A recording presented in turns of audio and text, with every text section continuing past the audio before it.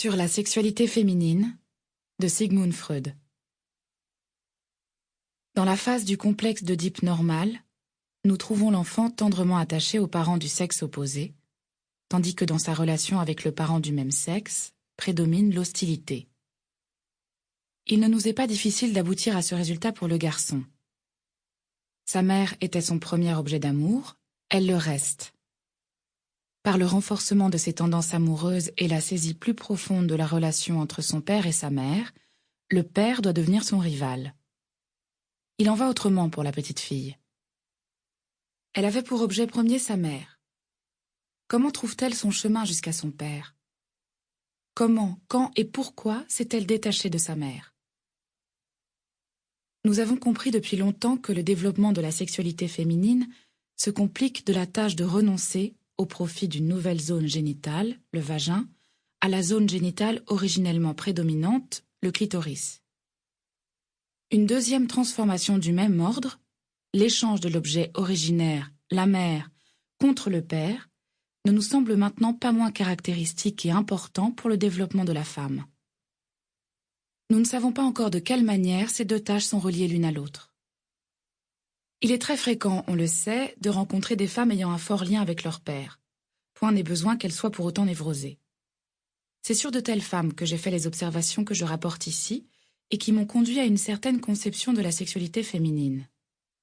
Deux faits avant tout m'avaient frappé.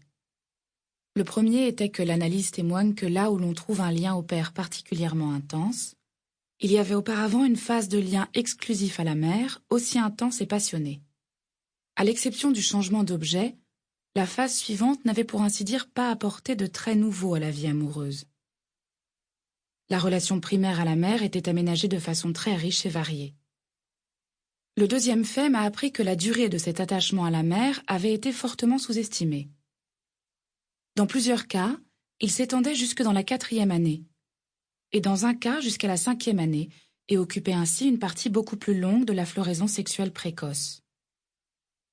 En fait, il fallait admettre la possibilité qu'un certain nombre d'êtres féminins restent attachés à leur lien originaire avec la mère et ne parviennent jamais à le détourner véritablement sur l'homme. La phase préœdipienne de la femme atteint par cela une importance que nous ne lui avions jamais attribuée jusqu'ici. Comme cette phase permet toutes les fixations et tous les refoulements auxquels nous ramenons l'origine des névroses, il semble nécessaire de revenir sur l'universalité de la thèse selon laquelle le complexe d'Œdipe est le noyau des névroses. Mais si quelqu'un renacle devant cette correction, rien ne l'oblige à la faire. On peut d'une part étendre le contenu du complexe d'Œdipe à toutes les relations de l'enfant avec les deux parents. On peut d'autre part tenir aussi compte de nos nouvelles découvertes et dire que la femme n'atteint la situation d'Œdipe normale et positive que lorsqu'elle a surmonté une période antérieure dominée par le complexe négatif. En vérité, pendant cette phase, le père n'est pas grand-chose d'autre pour la petite fille qu'un rival gênant, même si l'hostilité contre lui n'atteint jamais le degré de celle qui caractérise le comportement des garçons envers leur père. Nous avons bien renoncé depuis longtemps à nous attendre à un parallélisme étroit entre le développement sexuel masculin et féminin. La pénétration dans la période préœdipienne de la petite fille nous surprend, comme dans un autre domaine, la découverte de la civilisation minoé-mycénienne derrière celle des Grecs. Tout ce qui touche au domaine de ce premier lien à la mère m'a paru difficile à saisir analytiquement, blanchi par les ans, semblable à une ombre à peine capable de revivre, comme s'il avait été soumis à un refoulement particulièrement inexorable. Mais peut-être n'ai-je cette impression que parce que les femmes qui étaient analysées par moi pouvaient conserver ce même lien au père dans lequel elles s'étaient réfugiées pour sortir de la phase préœdipienne en question.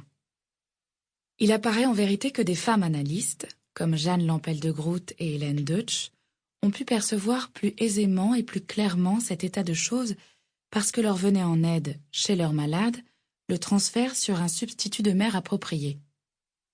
Je ne suis pas non plus encore parvenue à percer un cas complètement à jour. Je me limiterai pour cette raison à communiquer les résultats les plus généraux et ne donnerai que peu d'exemples de nouvelles idées auxquelles je suis parvenue. En voici un. Je soupçonne qu'il y a une relation particulièrement étroite entre la phase du lien à la mère et l'étiologie de l'hystérie, ce qui n'a rien de surprenant si l'on considère que l'une et l'autre Sample complete. Ready to continue?